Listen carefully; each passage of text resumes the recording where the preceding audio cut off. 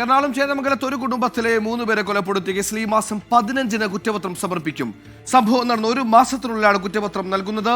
ഗുരുതരമായി പരിക്കേറ്റ് ആശുപത്രിയിൽ കഴിയുന്ന ജിതിന്റെ മൊഴി ഇതുവരെ രേഖപ്പെടുത്താനായിട്ടില്ല.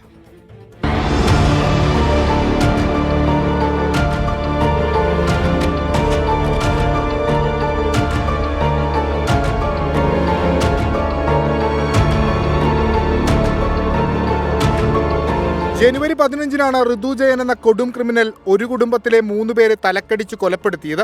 അയൽത്തർക്കമായിരുന്നു കാരണം. പ്രതിക്ക് പരമാവധി ശിക്ഷ ഉറപ്പിക്കുന്നതിനു വേണ്ടിയാണ് കുറ്റപത്രം അതിവേഗം സമർപ്പിക്കുന്നത്. ക്രൂരകൃത്യം കണ്ട കുട്ടികളുടെ മൊഴി, CCTV ദൃശ്യങ്ങൾ, ശാസ്ത്രീയ തെളിവുകൾ തുടങ്ങിയവ അന്വേഷണ സംഘം കൃത്യമായി സമാഹരിച്ചിരുന്നു. പരിക്കേറ്റ് ഗുരുതരാവസ്ഥയിൽ കഴിയുന്ന ജിതിന്റെ മൊഴി രേഖപ്പെടുത്താൻ പോലീസിനായില്ല.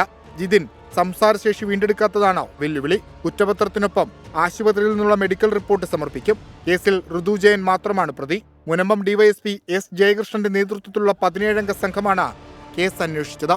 വിഷ്ണു സുരേഷ്, 24, കൊച്ചി.